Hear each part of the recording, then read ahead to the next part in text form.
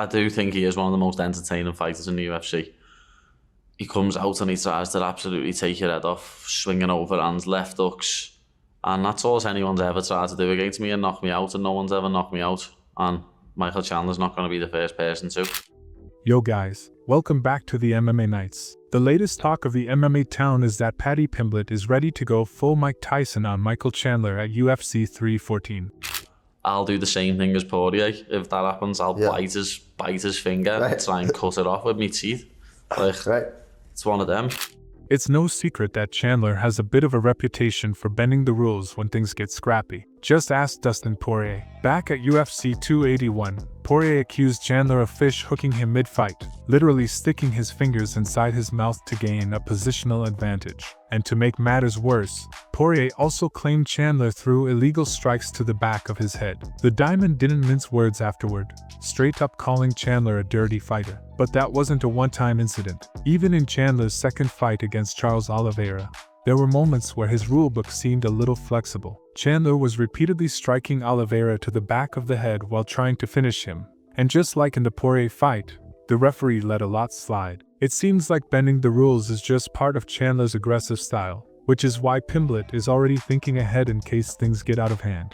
You mentioned what you said after the fight, but it looked like you were talking to him in there too, maybe even after the round. Were you also kind of calling him out on the fish hooks and everything during the fight? I was telling him he was dirty, yeah. When Michael was here earlier, he did say he kind of apologized getting the fingers, said it was unintentional, what have you. It was definitely intentional. I say, what have you. He mentioned, though, with the snot in the nose, like, that was just gravity, and he needed to breathe, and it's just like, sorry about that, man. That's just gravity. It's just fighting, you know? Yeah. It's just fighting. Fast forward to UFC 314, and Pimblett is well aware of Chandler's alleged antics. But unlike Poirier, he's got a more, let's say, bite-sized solution. The British lightweight made it clear that if Chandler tries anything sketchy, he won't hesitate to chomp down on his fingers. In a chat with John Onik, Pimblett bluntly stated that he'd take a page out of Poirier's book, except this time, Chandler might leave the cage with one less finger. He also pointed out Chandler's history, referencing his fight against Oliveira where Chandler threw hammer fists to the back of the head without much intervention from the referee. So sometimes as a commentator, I feel bad when Michael Chandler's contemporaries all come out and in droves call him a cheater. You know, you've seen Dustin Poirier lead the league with that charge and Gaethje piling on a little bit during the UFC 313 fight week. What do you make of all of that? And are you mindful of that going into the fight? If you're not cheating, you're not trying. You know what I mean? Like, that's on the ref. Yeah. It's not really... He's just throwing hammer fists at the back of Charles Oliveira's head. Charles either needs to move his head, or the ref needs to say something to him.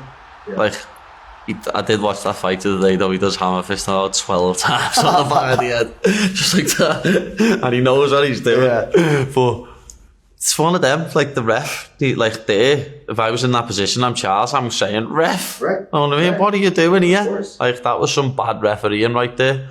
But obviously I've seen the Poirier one as well, Poirier saying he tried to fish hook him to get the choke and stuff like that. I'll do the same thing as Poirier. If that happens, I'll bite his finger and try and cut it off with my teeth. Like, it's one of them. Yeah. But I always say, if you're not cheating, you're not trying. Of course, Pimblett's attitude isn't just about playing defense. He is supremely confident ahead of his clash with Chandler, even predicting an early finish. Despite UFC 314 marking his first ever 5-round fight in the promotion, Pimblett doesn't think he'll need the extra time. According to him, Chandler won't make it past the second round. While some might call it bold, the Bada is already looking beyond this fight, hoping a win will set him up for a top 5 opponent in Abu Dhabi later this year, and maybe a title shot in 2026. So in terms of the stylistic challenge in front of you, a lot of people feel like you have a lot of grappling advantages in this matchup, a speed advantage, maybe even an athleticism advantage. Seems like you've added some muscle mass. What do you make of this ball of muscle, Michael Chandler? He's a unit, isn't he? He's a little... He is a unit. But he's going to try and come out and knock me head off. You know what I mean? Yeah. I do think he is one of the most entertaining fighters in the UFC. It's just that I don't like being so inactive. So the last couple of years I have been. Like, I fought Tony in December 23, the first time I fought in 23, and then I fought Bobby in July 24. Only time I fought that year, so I want to do at least 2 fights this year. Do you understand, though, when you have a certain star quality that it's not always easy in some part to just turn around every 3 months and fight the next guy? Isn't that part of it, too, that they're calculated when it comes to the way they matchmake you? Yeah, definitely. Like, they're not just going to say, 2 months later, do you want to do this on short notice? Like, probably wouldn't take a fight on short notice. It's 9 times out of 10, it's more risk than reward. Right. Unless it's Islam Makhachev for the belt.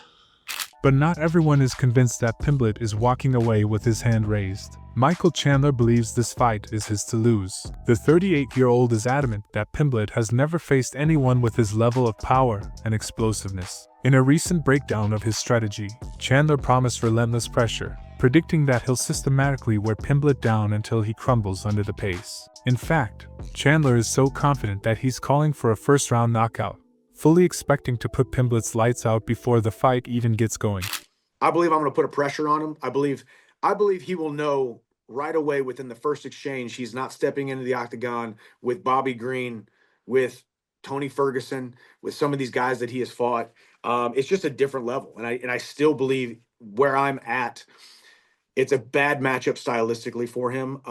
That first time he gets hit by one of the toughest punchers in the UFC lightweight division, which he has not faced yet, it's going to be a different feeling. It's going to be a different speed. It's going to be a different ferocity that he hasn't felt before. And as I said, I think Paddy's still got a bright future. I think Paddy will always be a fan favorite, but I do believe he's got some momentum right now, and the Paddy train stops in Miami, and he's going to have to go back to the drawing board. And he's great dude, and but I plan on landing some big punches and finishing him early.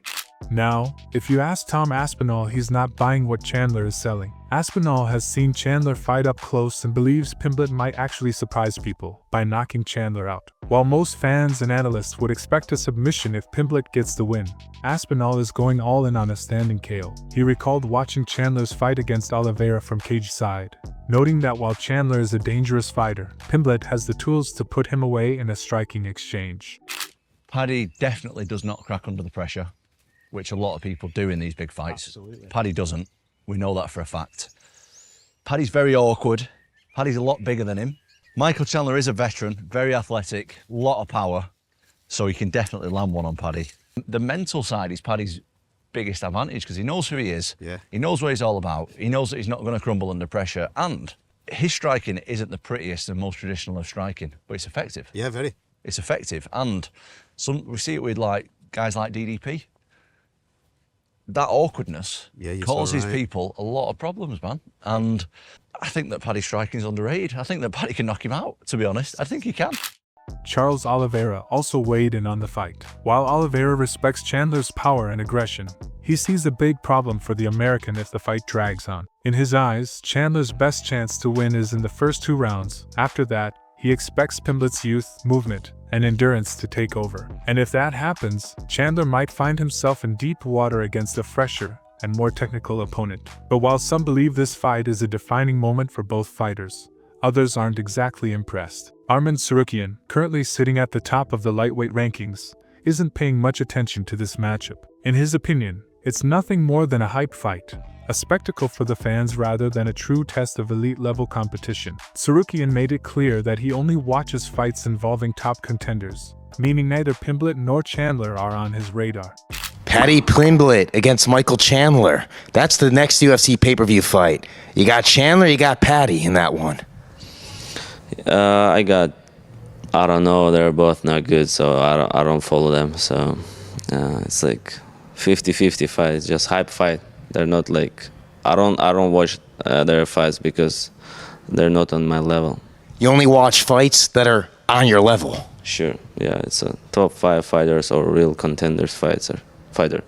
Meanwhile, Pimblett's training partners have been getting a first-hand look at what he's bringing to the table for UFC 314. Lightweight contender Jai Herbert, who recently trained with Pimblett at Next Generation MMA, spoke about the intensity of the camp. According to Herbert, Pimblett is laser-focused and has been mixing it up with some of the best lightweights around. He sees this as a crossroads fight, where Pimblett is looking to prove he belongs among the elite, while Chandler is fighting to keep his name relevant in a division that's quickly passing him by. Sparring days and had some good rounds, man, because they've got some other good lightweights up there, obviously Paddy and a few other good guys up there, so it was just good to mix it up and get some good work in, you know what I mean? So yeah, it was a good sessions up there.